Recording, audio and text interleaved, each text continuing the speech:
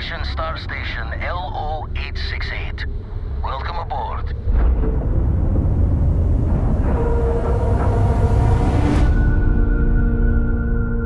The eye's showing signs over another one of those big anomalies. Maybe you catch a smile and uncover the source of it all.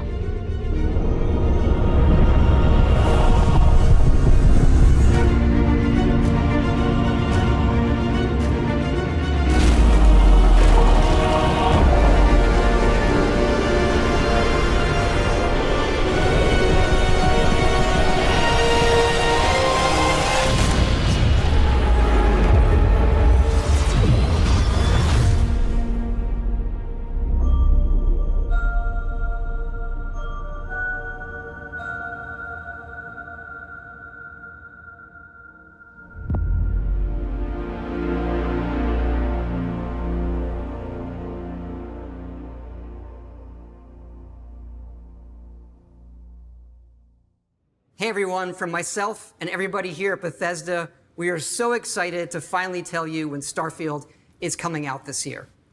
You know, we have poured ourselves into this game, and even I'm surprised how much we can pour. It is large. We're playing the game all the time. Shout out over here to lead producer Tim Lamb. Old school fans, you may remember him from the Oblivion making of video where he's sitting on a similar sofa doing similar things. But also, this June, we're going to bring you into the studio and give you a deep dive in the game at our Starfield Direct. There's so much that we still have to show you. The game has many of the hallmarks that you'd expect from us, but it's also a very unique experience. And again, thank you all for all of your excitement about the game, your support, your comments. We really do read it all. And look, we know you've waited a long time to play something new from us. Believe it or not, we're kind of the same. We miss it, and we really just can't wait for you all to play it. So thanks, and we'll see you soon.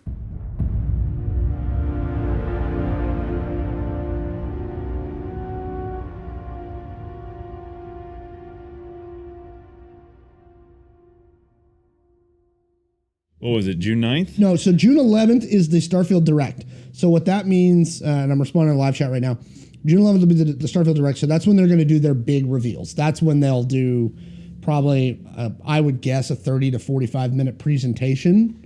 Like they do. About the game. Yeah, oh no, character creation. I'm with you. I'm with you on that one. So September 6th, 2023 is the actual release date of the game, with the Direct being in June. Happy birthday. So, yes, being stuck in character creation for 3 hours. Yeah. Now, here's the thing. I got through Fallout 4's character creation pretty fast because there wasn't hyper variation on it. Cyberpunk's I spent a long time in. Cyberpunk, God. You could do so much stuff. I think Cyberpunk could have built extra hype if they'd just done like a like Black Desert and just released the character creator as its own standalone thing for the game. Stuff at PAX? Sure. Maybe. There'll probably be a booth and you'll be bound to like Bethesda usually has an experience booth. But really what it's going to come down to, because that's coming out right as PAX hits. What day is PAX this year? Get to design your character face only to have the same astronaut uniform and never see your face again. True. So the thing with like Bethesda will for sure have a booth at PAX. I'm saying that. So PAX will literally be the weekend before this releases. They're gonna do like they'll have an announcement. They'll have like a big screen and everything. Yeah, they'll have a booth. I can tell you from previous PAX that you're gonna have a situation where the line's gonna be so long. Mm-hmm. You're gonna see people sleeping in the line, sitting on their DS or their Switch now. So this is my PAX tip, because especially since they're releasing it with Microsoft this year, go to the NVIDIA booth and play it. Because they'll have it at the NVIDIA booth. I guarantee it. Look at what our cards can do. And the NVIDIA booth is always the fastest place to get hands-on games. Interesting. On the main show floor. Drone feed stream PAX. So PAX will be the week before it drops. So I would imagine they're going to have something major at PAX. So a couple of questions. So obviously Fallout 76 was a debacle at launch. It's apparently gotten better since then. That's what I've heard. Fallout 4 was good, but it was a typical Bethesda buggy. Bethesda buggy. Yeah. Is this the first major release they've had since they were acquired by Microsoft? I believe so, because Doom Eternal came out, I think, right before. Right before they got acquired. Yeah, by Microsoft. which was good. It was It's a good. one. But that's like an id thing. Yeah. Like Wolfenstein and Doom are like id things, the first person shooter things. Yes. Which good job id or Yeah. whatever it is. So hopefully they leverage that part of the team, whatever, along with some Microsoft QA stuff. That's the part that I think is going to be the benefit for Bethesda. Is Microsoft's QA has always been better than a lot of people in the industry. Like I put them kind of behind Nintendo and Square. Square does not release buggy messes. Outriders was kind of rough. Yeah, It was but that's enjoyable, rare. but rough. But also, it's a shooter game. That's not really Square's lane. No. We don't talk about the number company 343. I'm glad that I'm glad we got a release date. They must feel pretty confident if they've got a release date. And they also have a release date with 6 months left to go. True. I'm sure we'll see some stuff at E3. So that's my question. Is Bethesda at E3? Did we So decide? again, going back to yesterday's conversation about E3, they haven't confirmed for E3. The only one that I've seen major confirmed is Ubisoft. What day is E3 because this year? Bethesda's usually got a very big presence at E3. Hence the Andrew WK concert and everything. So that's actually my thing is E3 will be right after the Starfield Direct. So the Starfield Direct, they said, is June 11th. E3 starts June 13th. Why not double dip? I don't know why they're doing a Direct. I don't know why they would do a Direct and then immediately go to E3. New IP, get people excited. Maybe? I don't know. I don't know. I mean, you know what, with that, I don't think we're going to see him at E3. maybe not. I hope so. I want to get. Do they have anything else coming out this year? I mean, they could do the Starfield Direct and then announce anything else that's coming next year at E3. Here's my ideal world. Okay.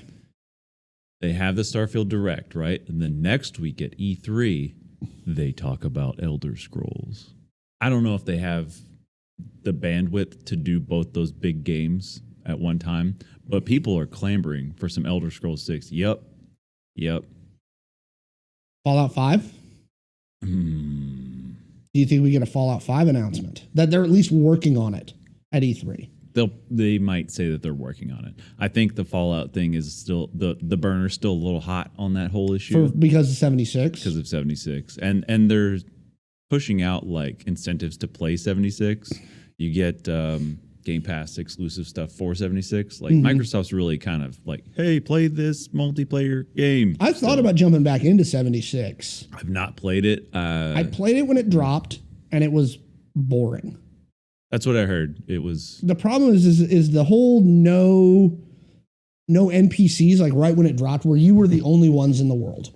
Yeah. Right? There was no NPCs. None at the first drop. They've added that now. Yeah, that was kind of rough.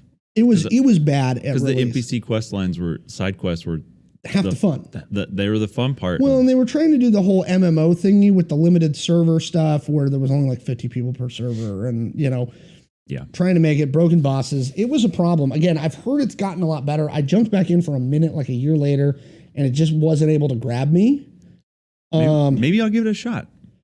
Maybe I mean, it's so. on Game Pass, so it's free if you have Game Pass. Yeah. So back to Starfield. So do we think Starfield's going to be more like a Fallout 3? So the way that I differentiate like Fallout 3 and 4 is 3 was a lot more linear. There was less there was no build. You weren't doing settlements. You weren't doing a lot of the other weird side questy stuff. So 3? That you had in 4, right? Do Yeah. we think Starfield is going to be more like 3? Or do you think it's going to be more like 4 where there's all the other side stuff you could do like build settlements and raiders and all that other stuff? I'm sure there'll be some of that. People enjoyed the base building in 4, and like that was pretty clear. Even though it was a Bethesda style base building, kind of janky a little bit. People, It was fun. I had a blast with it. yeah. I spent hours. There's a meme about it about like I should go rescue my son. But first I have to build this shack with all these turrets outside of it. Yeah, it was fun. But also let's not discount that they still re-release Skyrim for every single thing that comes out, and that's still really popular. People loved that. So maybe it'll go along that lines. Because Skyrim, although being fantasy based, when you get to a new city, a new area, you were like, oh yeah, it's fall here. I want to check it out. So we think so you think maybe Starfield will be more like Skyrim? Maybe. They're saying something like 1,000 planets in I know. Starfield. I know. Or, I mean, maybe they took some from Outer Worlds. That out of the planets. It did, but Outer Worlds was not, I don't know. Or Mass Effect. Maybe? Mm. I can't see Bethesda going that way. We just don't know enough about this game yet. I don't know. I'm really curious to see what they do. I mean, I could speculate all day, but then, 6 months from now, somebody's going to tweet me or whatever with the clip of this and be like, you idiot. Of course it was going to be a match 3 puzzle game all along. Duh. God. It's funny because it's true. The evidence was right there in the revealed trailer. Jeez. As long as it doesn't go to, and actually, so to No Man's Sky's credit, they spent years. I don't even want to say fixing, because No Man's Sky wasn't broken at the beginning. It was fine. It just wasn't everything they said it was going to be. And they spent years putting it back together and building and building and building and building. And No Man's Sky's really, really good there. No Man's Sky was like a fart in church. Just, like, just, what? Yeah. So I don't think they're going to go No Man's Sky territory. Yeah. People are telling me in the live chat that No Man's Sky is amazing now. Pretty robust. It is very robust. As long as they, okay, so I'm glad that they, 1,000, fine, good. No Man's Sky, like, there are 54 quadrillion planets. I'm like, so. They're all procedurally generated. Yeah. So, I'm not saying that Starfield needs to craft every single planet to be super intricate, but, like, keeping it to 1,000, good idea. Bethesda's really good. One of the things that Bethesda's always been good at is walling it, right? So if you look at how they hide the walls, right? Yeah. So for those that don't know, when you're hiding the walls, like you'll build a mountain that you just can't traverse or something at the edge of the map. Bethesda's always been really good at building their open worlds in a way where you weren't like running into just a blank freaking like force field. They're very good at using environmental effects to keep you contained within the zone, right? With the exception being the Elder Scrolls series, because Wild and I say it all the time. I'm Skyrim mountain climbing. Like, I will go over that giant mountain. There is a trail here, but I'm going to walk up the side of it. Interesting. You'll laugh a lot. I would love Mass Effect Andromeda 2. Did you like the first one? No, seriously. It was interesting. And by interesting, I mean buggy and weird, but hey. Did you know, fun fact, I auditioned for one of the voice actor roles. For Mass Effect? Yep. Nice. Did it. Wasn't picked. And then a couple years later, the game came out and I was like, I'm fine with that. Yeah, I'm glad I didn't attach my name to that. I'm okay. I'm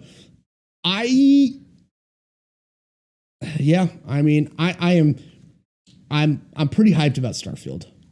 I really want this to be good. I'm glad that I'm afraid though because of that. A new IP for Bethesda, which is great. Is good. I honestly want to support it, not solely for this fact, but a large part of it because they're trying a new IP. And that's just, I don't want to say it doesn't happen, but it's kind of like the movie space where it's rare to see AAA go for a brand new IP, especially when you have a long history of like, Fallout 3, 4, Elder Scrolls 5. ESO, right. Yeah. I will say this, the thing about the new IP thing and what Bethesda's good at is they're good at at writing narratives, right? Oh yeah. They get you hooked into the story, right? And so that's really what I'm looking forward to is what's the story behind this? Like, how are you going to do this? Fallout 4 grabbed you immediately, right? That cold open sequence where you were running to the bunker. That was pretty well done. That was really well done. Yeah, it was. The sequence where you're watching them kidnap your son, right? Yeah. You felt the tension in that sequence. It's really well written. I hope I can be an intergalactic drug dealer for Starfield. I'm really, again, Space Skooma. The only time that I've been gripey a little bit about the narrative is, again, Fallout 4 started so strong, but they gave you that sense of like, I should hurry, but there's so many things that messed me up a lot. Like it messed with my suspension of disbelief in Fallout 4. Cyberpunk 2077 did the same thing to me. So I hope they don't make the same mistake with Starfield. Do not give me a storyline where the narrative requires me to move fast through the narrative. Yeah. To get it done. Space Khajiit has wares if you have credits. I want them to go and I'm just a dude, right? I'm not a game developer or a writer. But I would recommend that they and others go back and look at the story of Fallout 3. The ending of Fallout 3, solid. You had to make a choice. In the expansions, you had to make a choice, and it had consequences. The end of Fallout 4, the biggest complaint is what I heard is you pick, and the game still railroads you, and it's like, but this happens. You're like, what? Huh? That was the biggest complaint, is that it was inconsequential. Now, are they doing Starship flight in Starfield? Do we know? I don't think we know yet.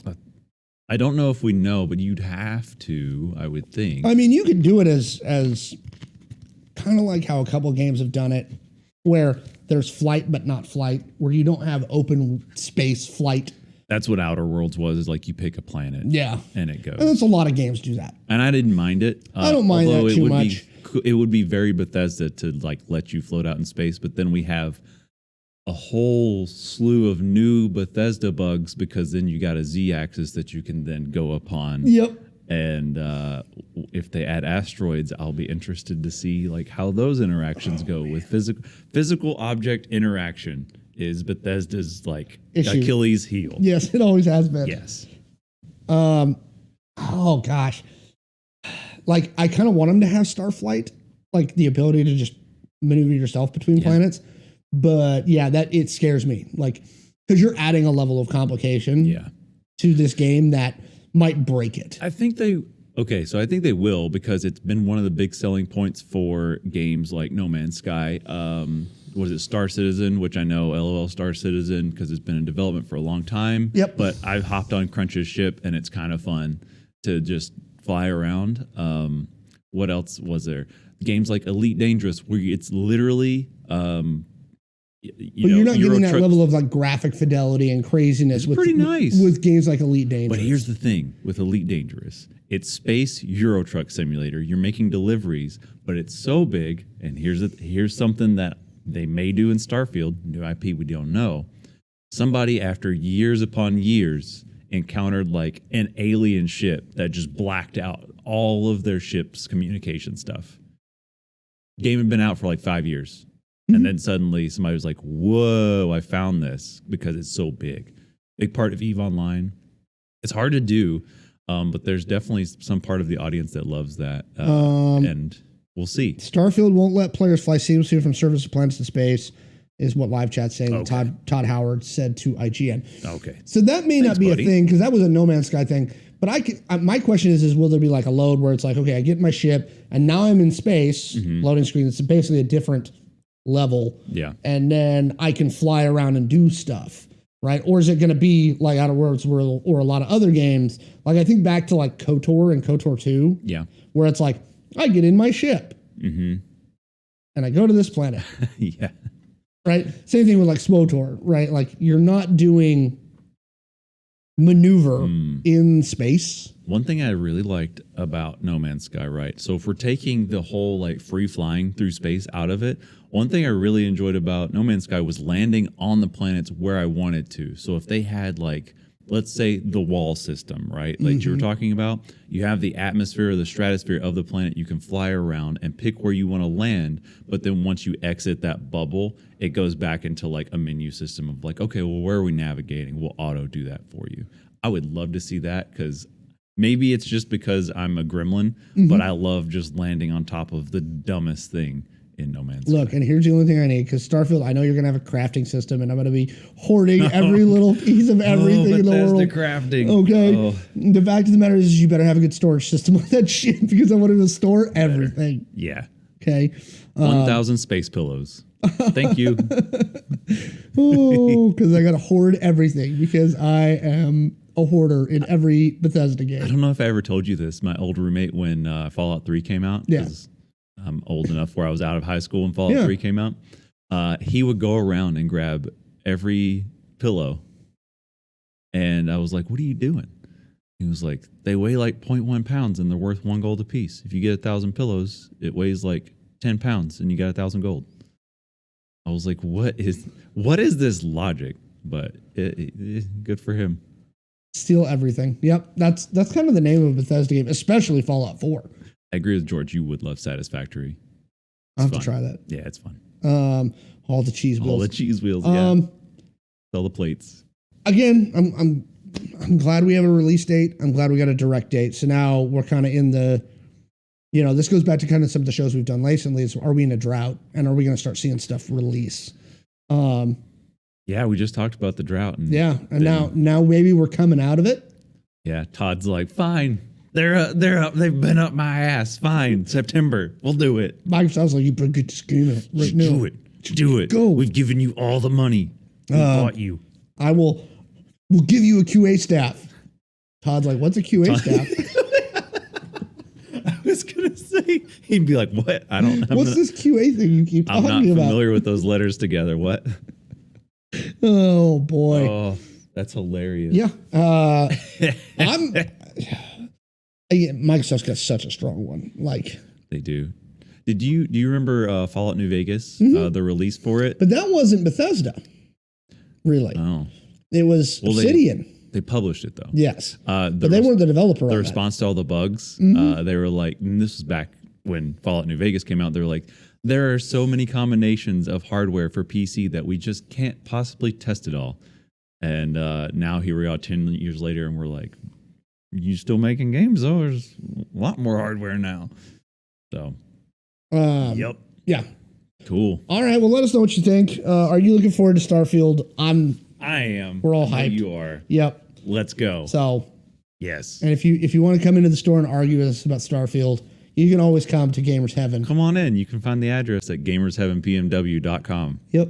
And then you can come argue with us about why you think Starfield's going to be a dumpster fire.